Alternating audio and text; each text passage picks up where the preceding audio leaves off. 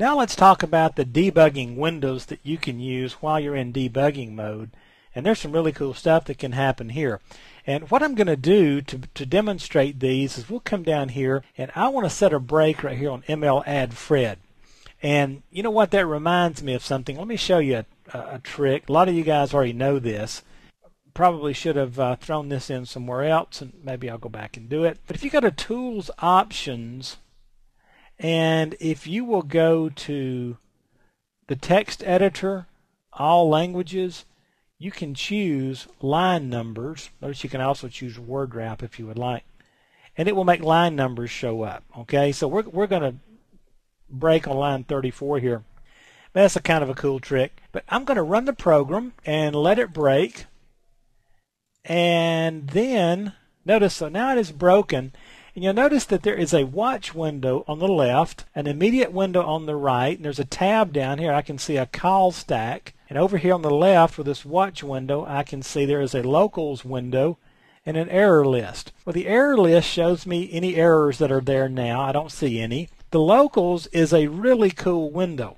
Now I'm going to scroll this up a little, and I'm going to drag this up some so you can see it. Now I want you to notice this locals window shows me the value of all the variables that are in scope at this particular point in time. Sender and E, these are the ones that have to do with the button that got clicked. Notice button 1. And I can just keep digging and get all kind of information. Here's all the properties on the button, what they are. This can be huge when you're trying to find a problem here. And anyway, you can just keep going through this and going and going. So I'll stop that. But notice the value for my A variable is 0, B is 0, C is 0. As I move through these, I'm just going to F11 through these. Notice B just set to 1 because I moved past the line that set B to 1. So notice down here B is set to 1. So first of all, on the locals, anything that's in scope I can watch and see what that is set to. Now, next thing is the call stack window. I can see what methods have executed so far. And so far, the main method has executed, which is the one that's the main method that runs when any C# application runs. It's the first thing that runs. And then the form 1 button 1 click method is running because we clicked on that button on that form to get us going. Now let's look at some other windows. The watch window is a real cool one. Let's say that I want to keep an eye on the button1.text value. And as soon as I input that, you can tell right here it is set at button 1. Well, what I want to do is I'm going to come right down here since we're about to jump into this line.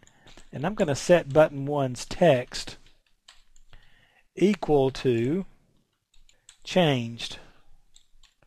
And you'll notice that if I step forward and once I go past that line, it shows me that it was changed, and it shows me what it was changed to. And it just so happens, no pun intended, I put the word changed on there. So anything that I'm like confused about, like, wow, man, when is this changing? I can put anything with those properties or anything like that in here, and I can see when they change. The next one is the immediate window. Now in the immediate window, I can type a question mark B and hit enter, and it will show me the current value of B.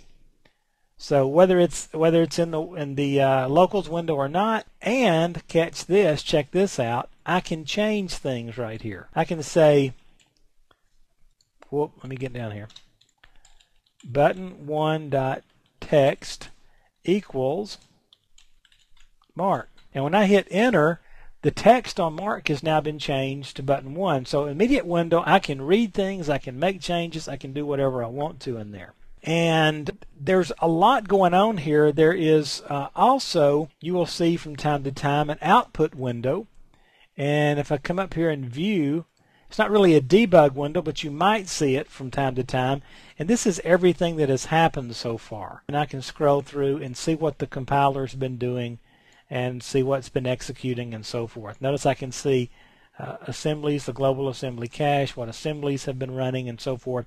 So there's a lot of information available at your fingertips here to really be able to step through and find out exactly what's going on with the program, when variables are changing, what they're changing to, and help you find those logic errors that inevitably can creep into a complicated application. So there are your Debugging Windows.